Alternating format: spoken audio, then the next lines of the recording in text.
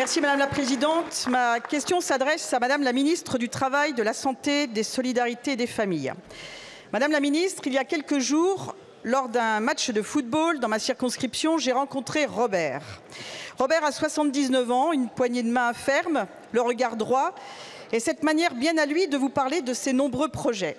Avec des mots simples, il m'a dit ce que beaucoup de personnes de son âge ressentent. L'âge de la retraite n'est pas celui de l'effacement, mais celui de la transmission.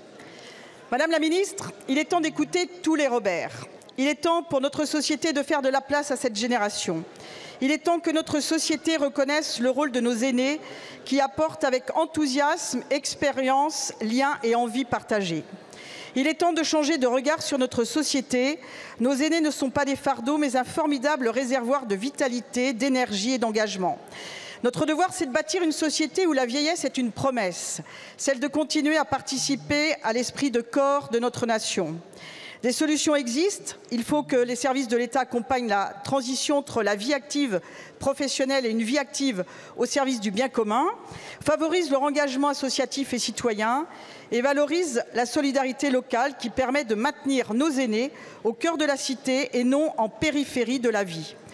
À l'heure où nous débattons sur les questions de fin de vie, et vous savez à quel point je suis opposée à cette loi, je ne me résoudrai jamais à ce que l'unique préoccupation de notre société vis-à-vis de Robert soit sa mort avec deux options, les soins palliatifs ou l'euthanasie. Ce serait une démission morale. Alors Madame la Ministre, en tant que présidente du groupe d'études Longévité et adaptation de la société au vieillissement, vous savez que ce sujet me tient à cœur. Pouvez-vous nous dire si une grande politique nationale qui permettrait à nos aînés de rester pleinement vivants au cœur et au service de la cité est à l'ordre du jour? Et si oui, il me semble important que les parlementaires y soient associés.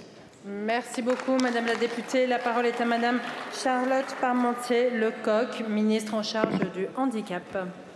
Merci Madame la Présidente. Madame la députée, merci pour votre question.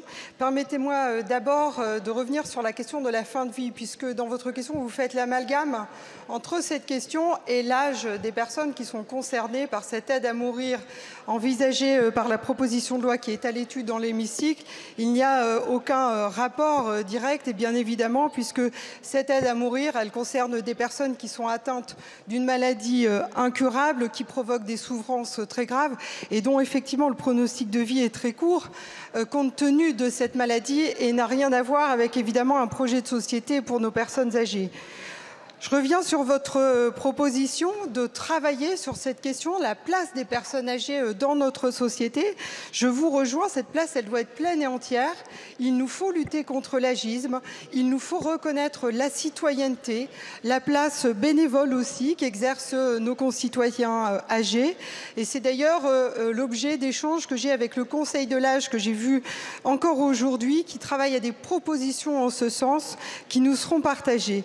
Ensuite, il y a évidemment de nombreuses questions qui se posent et c'est difficile de les synthétiser en moins de 2 minutes, mais évidemment avec le mur démographique qui s'annonce devant nous, le nombre très important, la proportion très importante de personnes très âgées à venir dans notre société, de très nombreuses questions se posent et le gouvernement, avec les départements, avec les parlementaires, dont vous faites bien évidemment partie, avec les acteurs de terrain, travaille à déployer les réponses pour répondre à ces besoins actuels et à ces futurs besoins qui sont en progression. Il est difficile d'aller mais très vite des questions autour de la prévention de la perte d'autonomie, de l'information, de l'orientation, de l'attractivité des métiers, de l'adaptation des logements, de l'accès à la santé. Tous ces sujets sont en train d'être travaillés, font l'objet de politiques pour lesquelles je vous propose et je me tiens à votre disposition, Madame la députée.